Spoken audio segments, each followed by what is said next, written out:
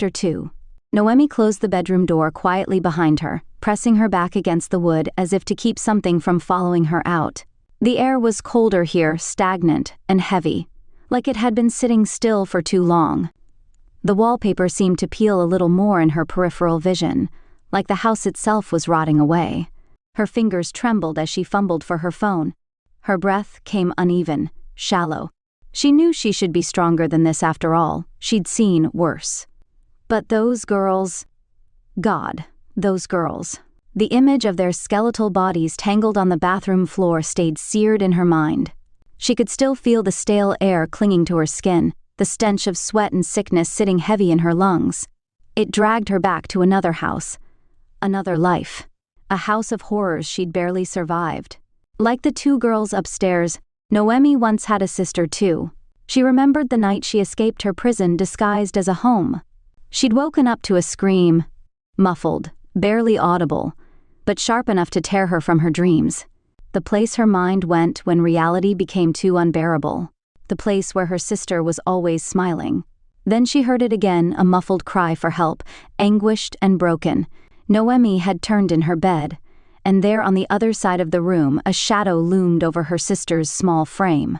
A large figure, its weight crushing the tiny body beneath it. Noemi gasped, loud enough to make the figure freeze. "Shut your eyes and count some sheep," the figure whispered, voice low and sharp. For a few terrible moments, fear paralyzed her.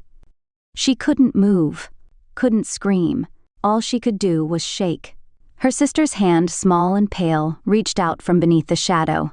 "Nee," her sister's voice whimpered, strained and weak.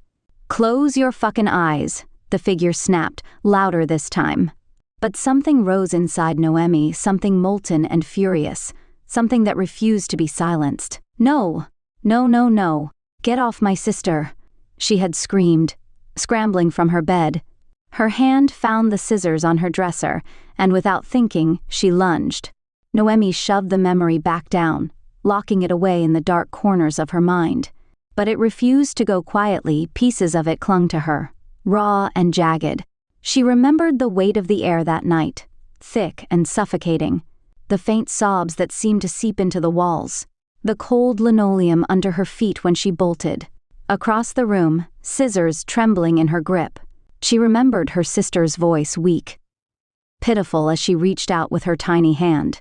"Nee, please." She remembered the look in the monster's eyes when he turned, soulless, empty, as if she wasn't even real to him.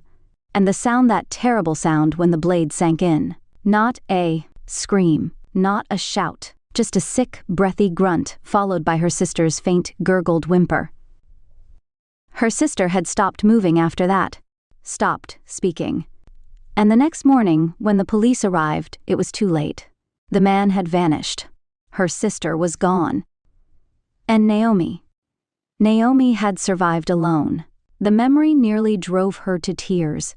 She blinked rapidly, sucking in a breath that wobbled dangerously. Her face was hot, her throat tight. For a moment she felt like a child again, helpless, abandoned, standing in the dark. No, she told herself, not now, not here. She wiped her palms on her thighs and pulled her phone from her pocket. The screen glared too bright in the dim hallway. With a shaky finger, she dialed. "Hey," she said the moment someone answered. "It's me. I'm over at the Ramos residence, and something's really, really wrong. This is a house of abuse. I can feel it." She turned, staring down the hallway as she spoke, as if expecting someone to emerge from the shadows. "Yeah," she continued. "I know. I'll wait for the parents, but I know what I saw."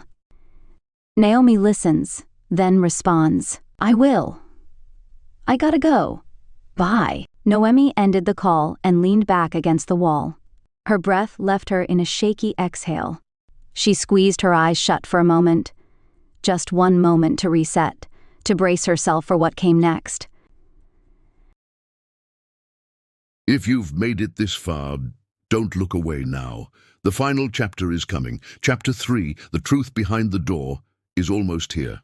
Make sure you're subscribed, and whatever you do, don't open that door.